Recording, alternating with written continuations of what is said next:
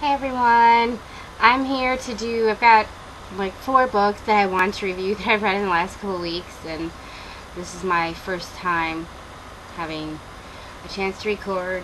You know the drill, no space of my own to be able to do this, so I'm like, this is my only chance, and I've got like my cousins in the other room that I'm supposed to be watching, but I put them in front of a movie, so I think we'll be okay. So I'm going to do 2 books per video just to try to keep it moving a little bit longer. The first book that I'm going to be reviewing is The Butterfly Clues by Kate Ellison. I really like this cover. It's got the butterfly and blood splatters on it. As you can probably guess, this is a mystery book.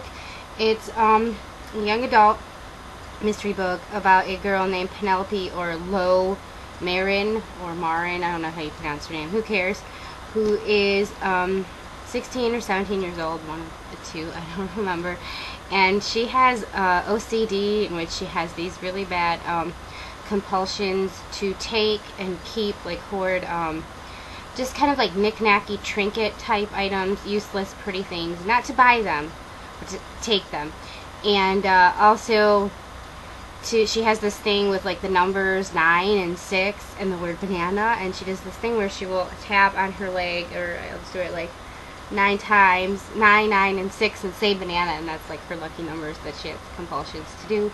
Her brother died a year before the novel takes place, and her whole family is just kind of fractured because of this. Her compulsions are worse than ever. Her dad is just at work all the time, and her mom is completely depressed and just stays in her room and just is a recluse.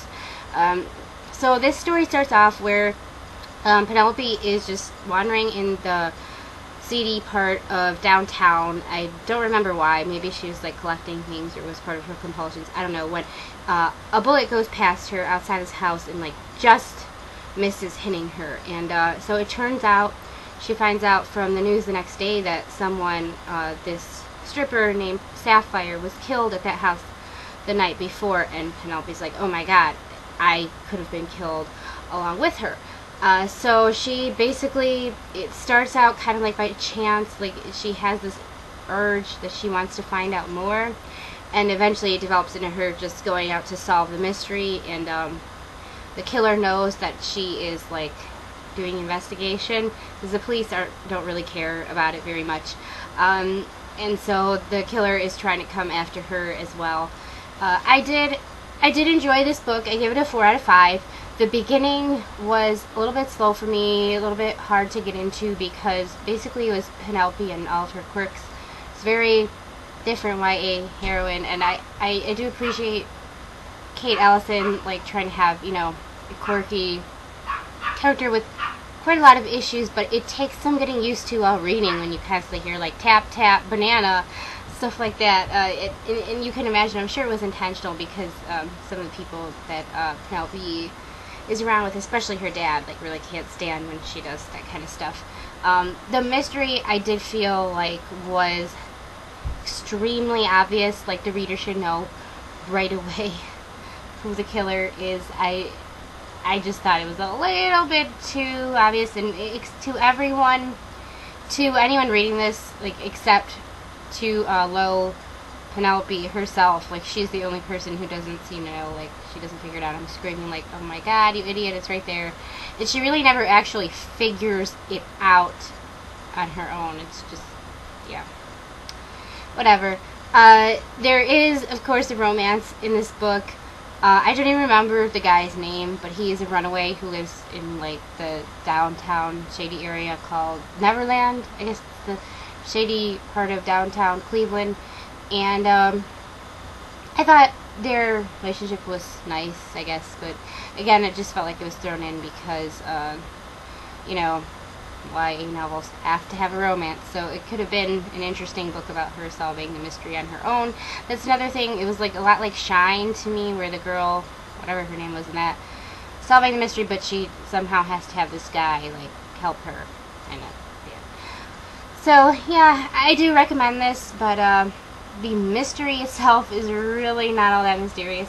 But I give it a 4 out of 5. It's still a good book. And the next book that I'm going to be reviewing in this video is dun, dun, dun, The Fault in Our Stars by John Green.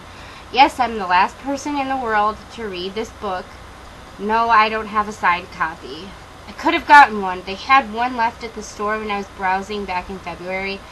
And I remembered that my friend was getting it for me. So, it doesn't have John Green signature, but I've had this book for months. I got it for my birthday in February, but I wanted to read John Green's other novels first because I had only read Looking for Alaska, and I really did not like that one. And I just have to say, like, I am so glad that I decided to stick through it and read this book. It might have been because I already owned the other two, An Abundance of Catherines and Paper Towns, but now I can say I haven't read his like collaboration, like co-authored books, but I've read all of his own novels, and it did get better after Looking for Alaska. That's definitely my least favorite. Sorry to all of its fans, but it was not for me whatsoever. This review is going to be really short because what can I say that has not already been said? Not much.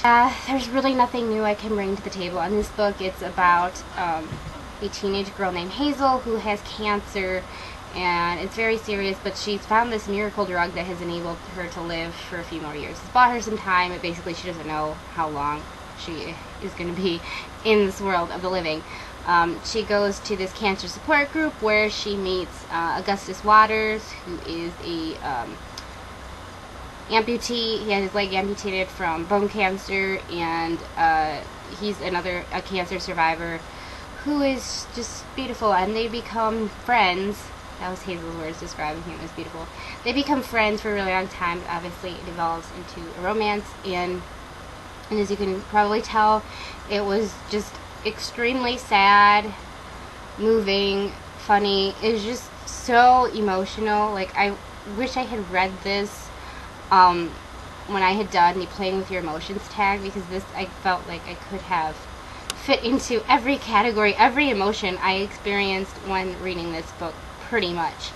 I already knew the twist at the end, being accidentally spoiled online, but even if I hadn't, I feel like I already would have known how it would go, even if I hadn't been spoiled months and months ago when it first came out.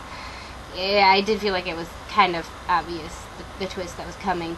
But, yeah, this book was just, I don't know, like, I feel like I was trying not to get my expectations up too much because everyone loves this book, and I was afraid I was just going to be disappointed and not think that it was so amazing. But when I read it, I really did think that it was so amazing, and I gave it a 5 out of 5. This is definitely my favorite John Green book. This is only one with a female narrator, which I thought was really cool, and I definitely like Hazel the best out of all his protagonists, and I like Augustus the best out of all of the love interests in the book as well. Their relationship, it was just like, it was realistic. It was, I don't know, like, given the circumstances, it was great, like, how they had this friends first thing, and you could tell both of them had deeper feelings, but Hazel was really afraid to, you know, possibly die and to leave grieving people behind, so she didn't want to get people too close. And I don't know, when they finally do get together, it was just, I was so happy, and then I ended up being so sad, but I don't want to spoil anything. I'm sure everyone already knows how the book ends, but the one flaw with it, it's a common John Green thing, is the vocabulary of the teenage characters. I know most of his characters are not your typical teen. They're usually like a prodigy of some sort, or weird and quirky. You know, they're high intelligence characters. Hazel, I guess, you know, has her cancer and stuff that has made her wise beyond her years, but it's like, the words these characters use, while it is really interesting to read, I don't know of any person who talks that way, like, let alone a teenager, but whatever, I'll just let it go. I still think this book is worth a 5 out of 5, and if it is true that if I'm actually not the last person to read it, and any of you watching have not read it yet, you better go and read it. That's all I'm going to say. So that's all for this first video. I'll be doing another one in like just a minute, so stay tuned for that. Bye!